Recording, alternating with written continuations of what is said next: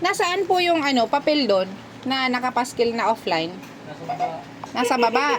Pero nabasa nyo. Eh, Pero hindi kayo naniwala. nakatanggal na kaya.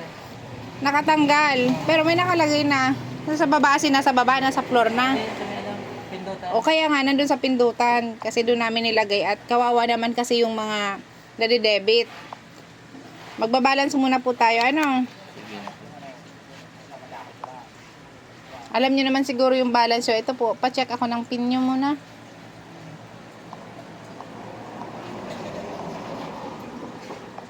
Ay, tatatlo lang baga to. Paki-double check.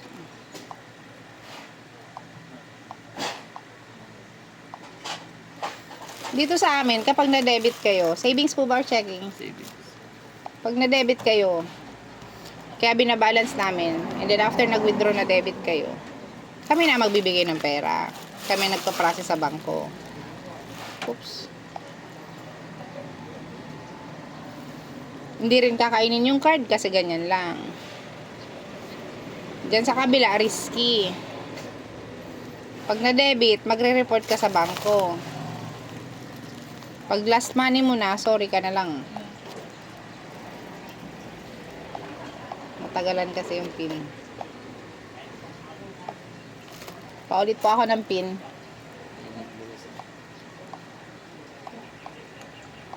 Hindi naman sa sinisiraan namin, pero nilagyan namin ng offline kasi kahapon po Sunday, ang daming na debit. So kami lang naman ang nagko-concern na maglagay ng paskil dyan ng offline or not available. Ito po yung balance nyo. May nabawasan ng 500. Nabawasan ng 500. So i-report nyo po yan sa land bank, pupunta kayo ng Naga, at doon kayo magre-report. Hindi yan automatic sa inyo ibabalik. Babalik ulit kayo doon para i-double check. Or kung kailan ibabalik yung 500 nyo. So mag-withdraw po ba kayo?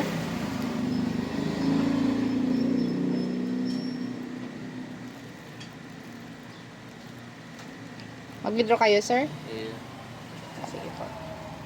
Dito may charge lang kasi automatic charge na sa bangko. Kasi syempre agent lang naman po ako. Pero yun, sure yun, nalalabas yung pera nyo.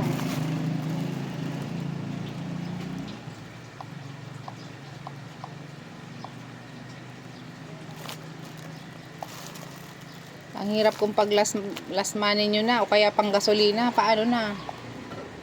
bakal lang yung tubig yung 500, ano po? eh.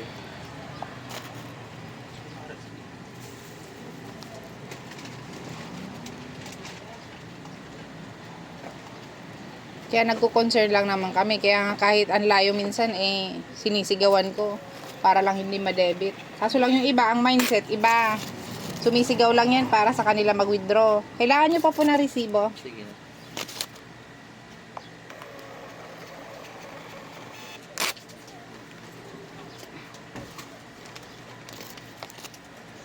Naga po, snake. Yes po. Sa amount na 500 pesos, pupunta kayo doon.